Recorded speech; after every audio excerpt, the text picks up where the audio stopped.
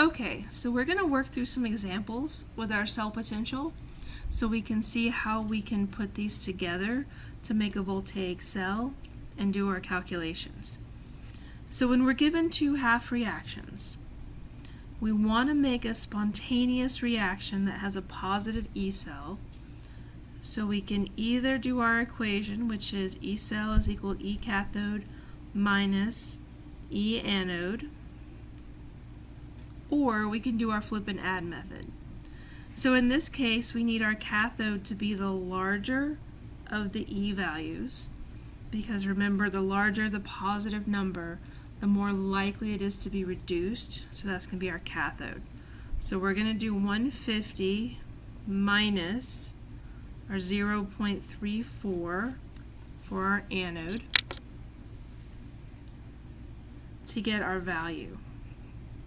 So this should be 1.16 volts. If you do your flip and add method, remember we'd be flipping the anode or the oxidation reaction to make it negative and then adding, and we would get the same value. Alright, so we know the cell potential then for standard conditions. So using our table values, we get the standard E cell. Okay, so that's our 1.16. We also want to write our voltaic cell notation. So remember, our line cell notation is where we start with our anode, we put our oxidation reaction stuff first, and then our cathode information. Alright, so we're going to start by looking at the two half reactions we put together. If we're going to put these together, I'm going to flip around my oxidation to write it as an oxidation. Alright, so our copper is going to be the oxidation, so I'm just flipping it. And then we need to put these together. So we need at least common denominator. So I'm going to multiply the gold by 2, the copper by 3, so that we have 6 electrons in each. And then I'm going to write them as a balanced equation. Alright, so we'll write this up here. So I'm going to have 2Au 3 plus and 3 copper solid creates 2 gold solid plus 3 copper 2 plus. Alright, so this is going to be our balanced equation. We have 3 coppers, we have 2 golds, plus 6 on both sides. And for our line cell notation then, we're going to use our balanced equation. So our copper is going to be our oxidation, so our anode is our solid copper. 1 vertical line to separate phases. Then we have copper 2 plus, and this is aqueous. We don't have a concentration, so we're just going to leave it as that. 2 lines to represent our salt bridge. Then we have our gold 3 plus, aqueous, single line, gold, solid as our cathode. Alright, so our copper is our anode, our gold is our cathode. We have each of the solutions next to them, the double lines for the salt bridge. Notice I don't have coefficients in here because coefficients do not go in the line cell notation. Alright, and so we've done our balanced equation, we've balanced our atoms and our charges, we've done our line cell notation, including our anode and our cathode on the right side, and we calculated our E cell, 1.16 volts.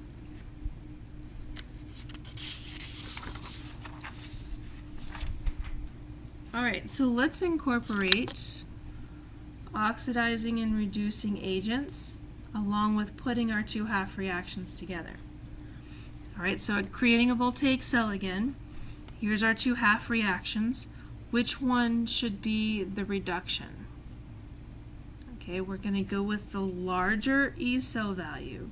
Needs to be our reduction. This is more likely to be reduced.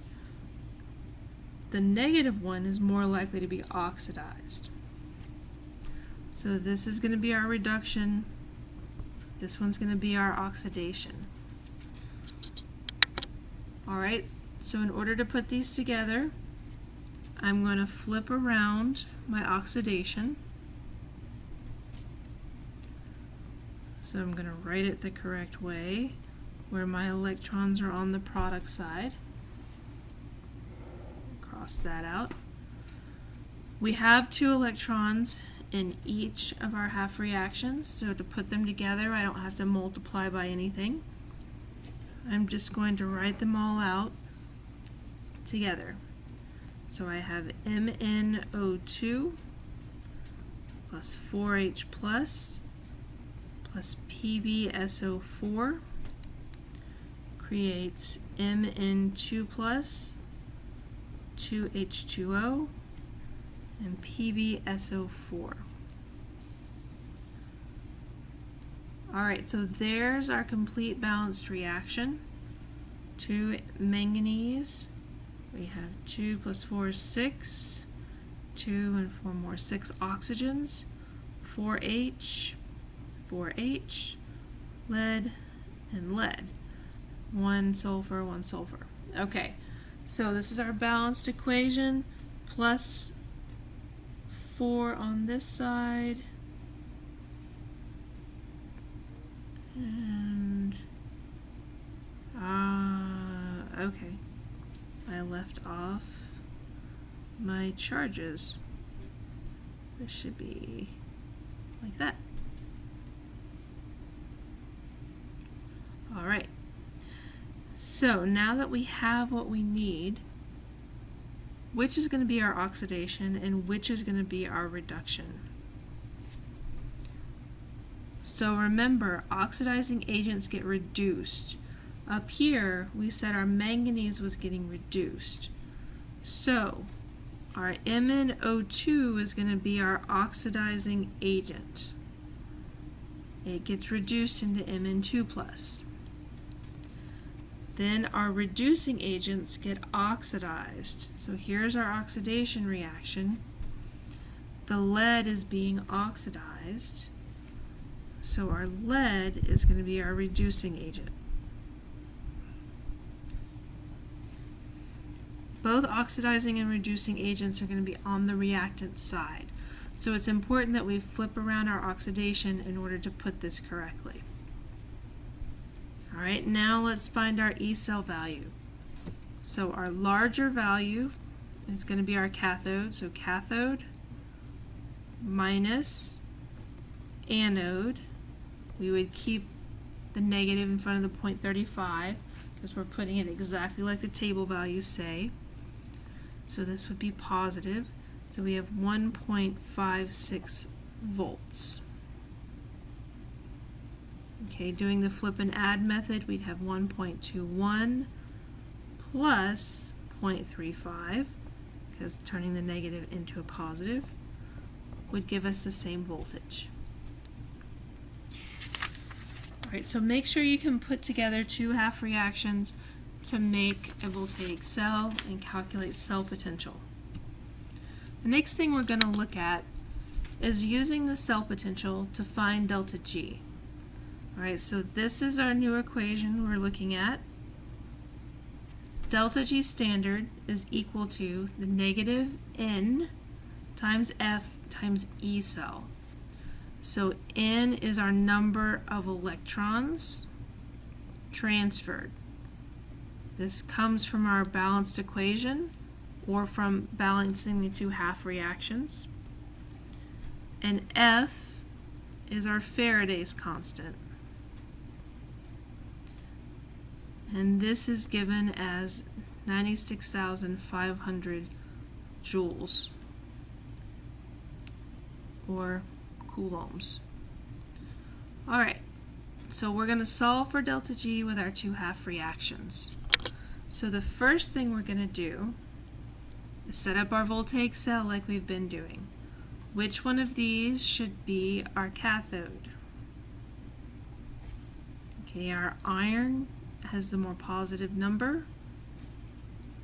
So we're going to say E cell should be 0.77 minus negative 0.73.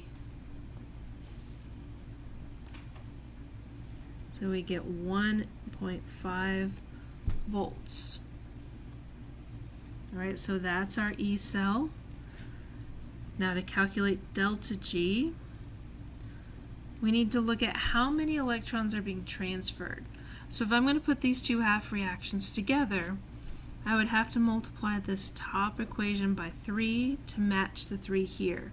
So I have 3 electrons moving. So my N is 3 times my Faraday's constant times my 1.5 volts. And now I can calculate delta G. Alright, so we have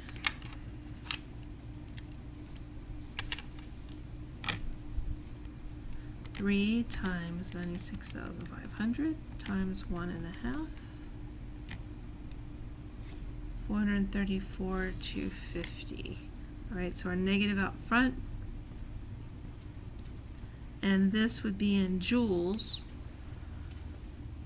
because our Faraday's constant was joules. Alright, fairly straightforward. Don't forget your negative. Negative delta G means spontaneous. Positive E cell means spontaneous.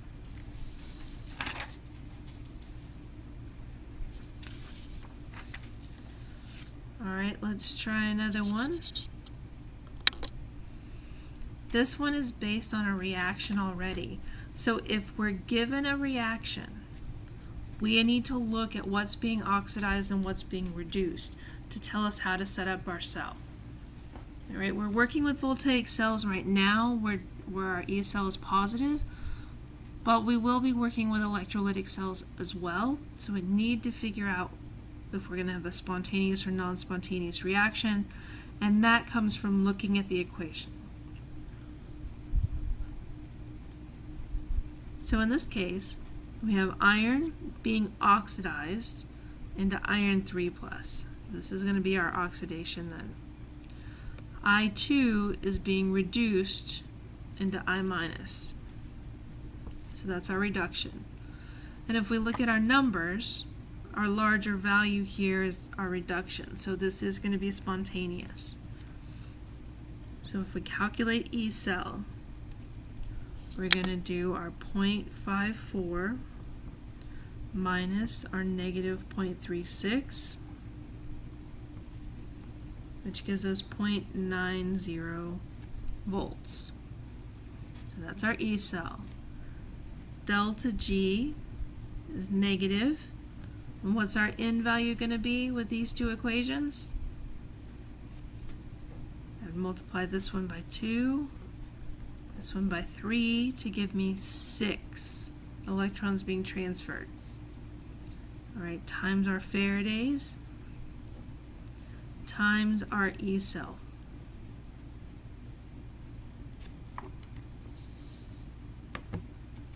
Alright, 6 times 96,500 times 0.9. Alright, negative 521,100 joules. Alright, so the larger the E cell value, more negative here, especially when we have a large number of electrons being transferred.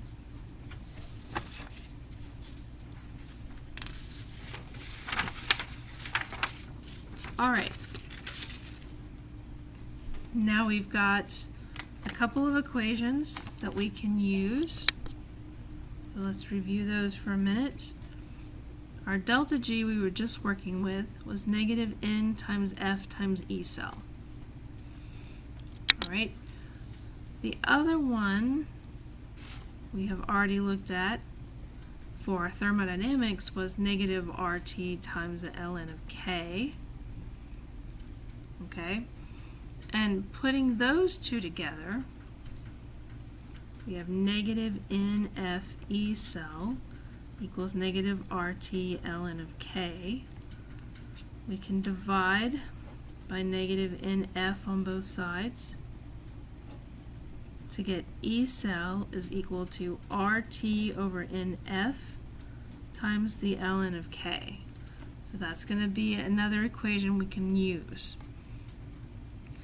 So that's going to come in handy when we look at what we're talking about here.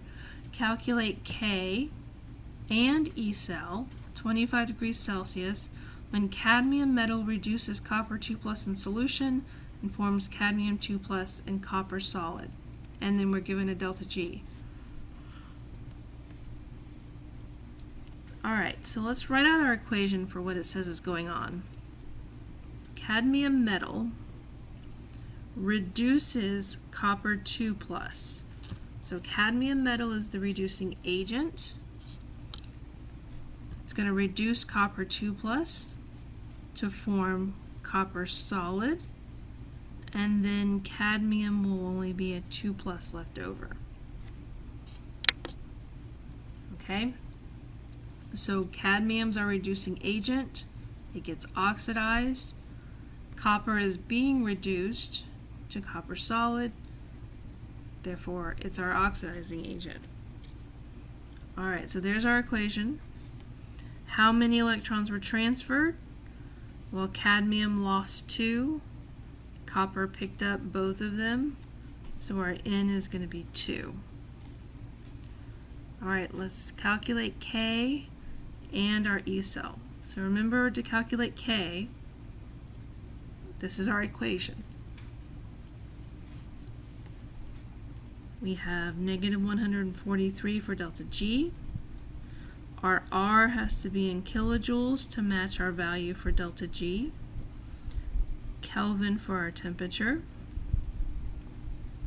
And then we can solve for K. So if we have a very negative delta G, what do we expect for K? It should be fairly large. 143 divided by 0.008314, and then the temperature. Alright, so ln of K is 57.72, and then of course we're going to do base E. So our negatives are all canceled out. We're going to get a very large K value, because we have a very spontaneous reaction.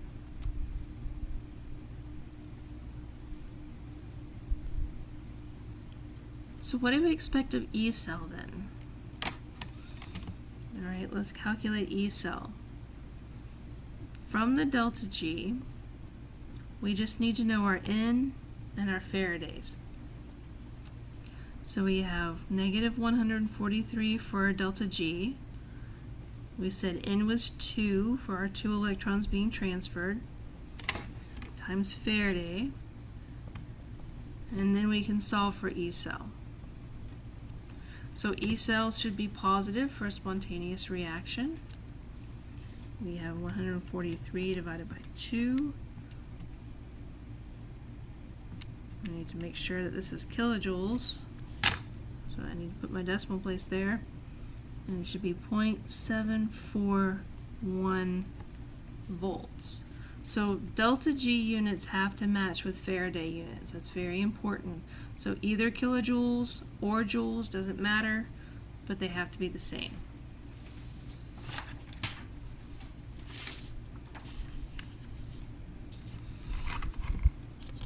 Alright, so the last thing we're going to do is put everything together. We're going to make a voltaic cell with our 2 half reactions, find E cell, delta G, and K, and then we're going to look at non-standard. Alright, so let's do standard first. The larger value is going to be our reduction to get a spontaneous reaction. So E cell should be 0.8 minus negative 0.76, so 1.56 volts. Alright, then our delta G, when we plug that in, negative. Our N is going to be 2. We have 2 electrons being transferred. Times Faraday, I'm going to use the kilojoules, times our 1.56. So delta G, 2 times 96.5 times 1.56, negative 301.08, and this one's kilojoules. Alright, that's our delta G. Then we can use delta G to find K.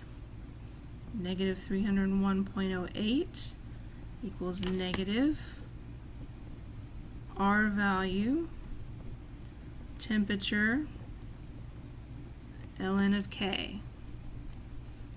Our units have to match. Both of these are kilojoules. So ln of K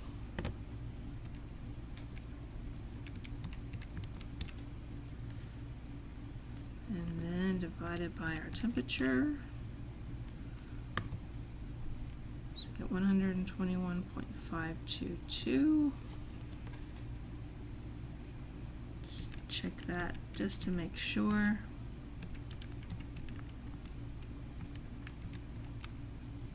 Okay, so what's our K going to be? Fairly large.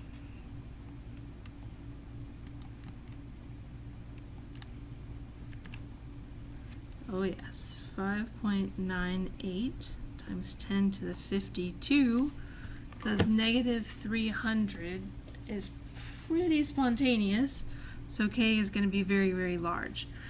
So we have a very spontaneous reaction. Now the last part down here wants us to find Q, G, and E cell at different conditions. So this is non-standard. So if you remember your non-standard equation for delta G, alright, that one's for calculating delta G. We also have one for the E cell. This is the Nernst equation. So the Nernst equation says that our E non-standard is equal to standard E minus 0.0592 divided by N times the log of Q. Alright, so this is our Nernst equation to allow us to calculate non-standard E cell. Okay, this is for non-standard E cell. This form is for 298 Kelvin. That's why we're going to use it here. There's another form in your book and in the PowerPoints that's for other temperatures. Alright, so let's find our delta G, non-standard, and our E cell. To find both of those, we need Q. So remember, Q is products over reactants. So if I put these two together, I have 2Ag plus. I'm going to flip my zinc around because it's the oxidation. So zinc solid on the left goes to 2 solid silver plus zinc 2 plus. Alright, so this is our balanced equation. So Q is going to be zinc on top over my silver on the bottom, and my silver is going to be squared because of the coefficient. So here is our Q value.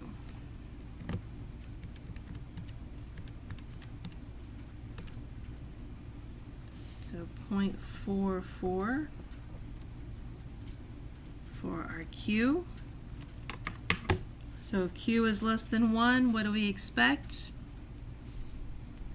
Alright, let's fill in what our value is and see what we get.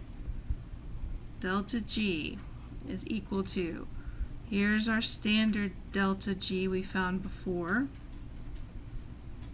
our R value, our temperature, and ln of Q. Alright, so we have negative 301.08 plus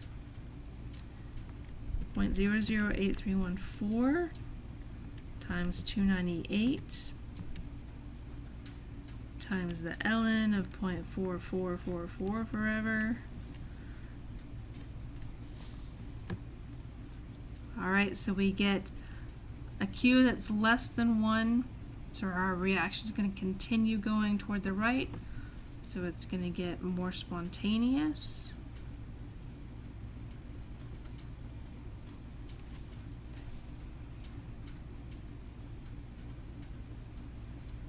Then we're going to calculate our E cell. So same idea.